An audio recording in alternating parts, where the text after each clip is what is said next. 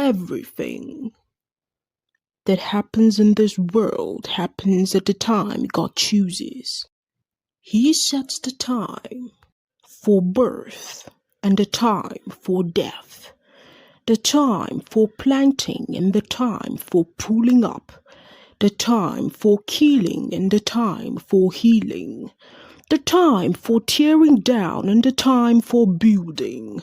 He sets the time for sorrow and the time for joy, the time for mourning and the time for dancing, the time for making love and the time for not making love, the time for kissing and the time for not kissing. He sets the time for finding and the time for losing, the time for saving and the time for throwing away, the time for tearing and the time for mending, the time for silence and the time for talking.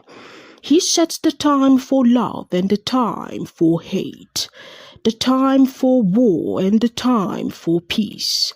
What do we gain from all our work? I know the heavy burdens that God has laid on us. He has set the right time for everything.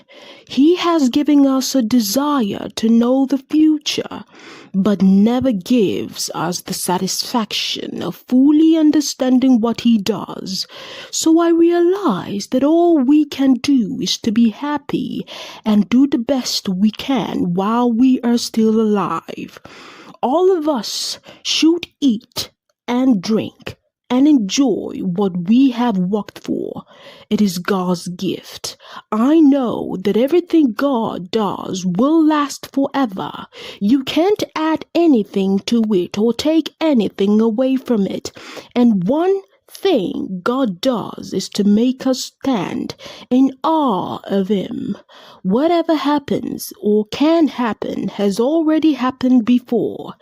God makes the same thing happen again and again. In addition, I have also noticed that in this world you find wickedness where justice and right ought to be. I told myself, God is going to judge the righteous and the evil alike, because every action will happen at its own set time. I decided that God is testing us to show us that we are no better than animals. After all, the same fate awaits human beings and animals alike. One dies just like the other. They are the same kind of creature. A human being is no better off than an animal, because life has no meaning for either. They are both going to the same place, the dust. They both came from it. They will both go back to it. How can anyone be sure that the human spirit goes upward while an animal spirit goes down into the ground? So I realized then that the best thing we can do is enjoy what we have worked for. There is nothing else we can do. There is no way for us to know what will happen after we die. Then I looked again at all the injustice that goes on in this world. The oppressed were crying, and no one would help them. No one would help them because their oppressors had power on their side. I envy those who are dead and gone. They are better off than those who are still alive. But better off than either are those who have never been born, who have never seen the injustice that goes on in this world. I have also learned why people work so hard to succeed. It is because they envy the things their neighbors have. But it is useless. It is like chasing the wind. They say that we would be fools to fold our hands and let ourselves starve to death. Maybe so, but it is better to have only a little with peace of mind than be busy all the time with both hands trying to catch the wind. I have noticed something else in life that is useless.